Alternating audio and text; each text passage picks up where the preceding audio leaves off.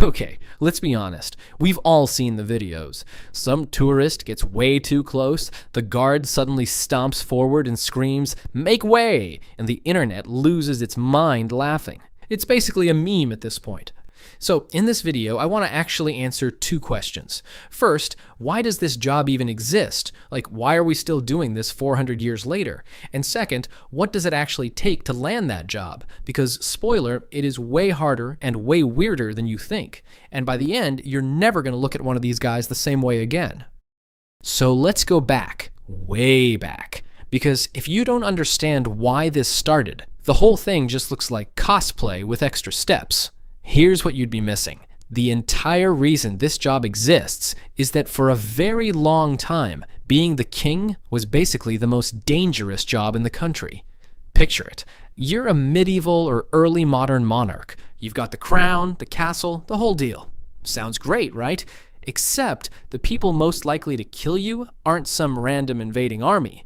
It's the guy standing next to you at dinner. It's your cousin. It's a noble family that's very tired of waiting for their turn on the throne. Kings were getting poisoned, stabbed, smothered, accidentally falling downstairs by people who had every reason to be in the room with them. So you couldn't just trust anyone to be close to you. But, and this is the key shift, you also couldn't just not have anyone close to you, because then literally anyone could walk up and have a go. Therefore, the solution was build a unit whose entire job is proximity. Soldiers whose loyalty is tested, retested, and bound up in oaths, privilege, and frankly, really good benefits, so that the people closest to the king's body were the least likely people in the kingdom to want him dead. And that's the origin of the whole thing. The King's Guard wasn't created to look impressive at a parade. It was created because the monarch needed a wall of trusted bodies between himself and everyone else, including, sometimes, his own family. And that's actually the key to literally everything we're about to talk about, because hundreds of years later, that same instinct, nobody gets close without a reaction, is still hard-coded into the job. The uniform changed, the instinct didn't. And honestly, there's one specific assassination attempt in British history where someone got disturbingly close to actually pulling it off. I'm not going to get into it here, because that one is genuinely a whole video on its own, but just keep that in the back of your mind because it's wild. Okay, so now we know why this job exists, but here's where it gets funny. Because somewhere along the way, this deadly serious bodyguard job turned into one of the most photographed things in the entire world. And if you don't get why that happened, you're going to keep watching these guard yells at tourist videos and thinking it's just a tourist being dumb. It's not. It's by design. Sort of. So think about the uniform for a second. The huge bearskin hat, the bright red coat, the completely frozen, expressionless face, the weird marching. On paper, none of that screams elite soldier with a loaded weapon. It screams mascot. It screams photo opportunity. It screams this guy is basically a statue that occasionally moves.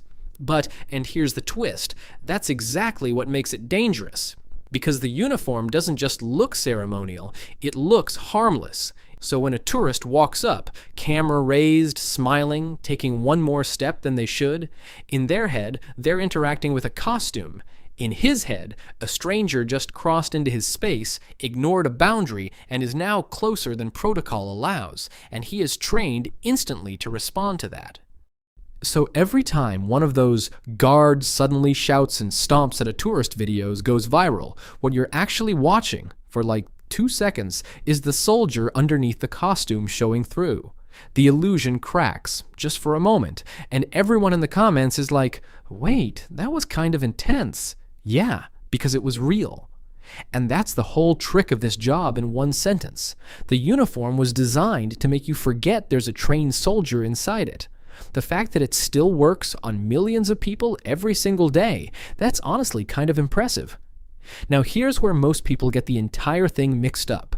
And honestly, it's an easy mistake to make because there are basically two completely different guys in old-timey uniforms standing around London jobs, and people lump them together constantly. If you skip this part, you're going to keep confusing two jobs that have wildly different requirements, and one of them is honestly harder to get into than most people realize. So, the King's Guard, the guys outside Buckingham Palace, marching around doing the whole ceremonial thing, those are soldiers from specific infantry regiments in the British Army's Household Division. Guard duty is one part of their job. It's serious, it's prestigious, it requires real military training, but fundamentally, these are working soldiers doing a tour of duty that happens to be ceremonial. But then there's a completely different group of guys in red and gold that tourists constantly mix them up with. The Yeoman of the Guard, also known as the Beefeaters over at the Tower of London. And here's where it gets genuinely absurd. To even apply to be a Beefeater, you don't walk in off the street. You need a minimum of 22 years of service in the British Armed Forces. You need to have reached the rank of warrant officer, which is basically the top tier a non-commissioned soldier can climb to. You need an exemplary record, including a good conduct medal. So just to qualify to apply, you need to have already had an entire decorated military career. So when a tourist looks at a Beefeater and thinks, oh, that's just the guy who shows people around the tower, what they're actually looking at is a guy who spent over 2 decades in the military, climbed to one of the highest enlisted ranks possible, and is now, after all of that, doing what's considered one of the most prestigious ceremonial postings in the entire country. It's not a retirement job. It's basically the reward at the end of a 20-plus year career. And that's the part that gets lost completely. Both of these jobs, the King's Guard and the Beefeaters, look from the outside like guy in a costume standing around, but one of them is a working soldier on rotation, and the other is literally one of the most senior, decorated military veterans the country produces. Neither of them is just standing there for fun. So picture the scene outside Buckingham Palace on any given day. Tourists, hundreds of them, sometimes thousands, phones up. Some of them have been waiting for over an hour just to watch a guy march in a straight line and then stand completely still. That's the thing. None of this was designed to be a tourist attraction.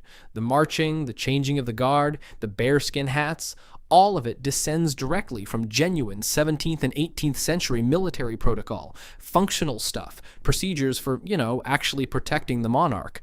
But somewhere along the way, the rest of the world discovered that watching trained soldiers do precise military drill in old-school uniforms is apparently one of the most compelling free shows on the planet.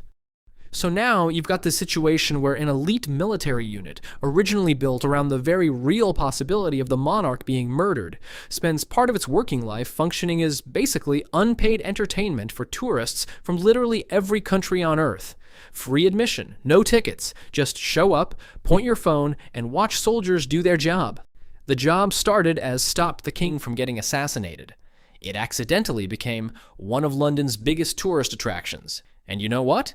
That's the whole story in a nutshell. This entire thing was built around a threat that was once dead serious, and somewhere along the way, without anyone really deciding it should, it became a show.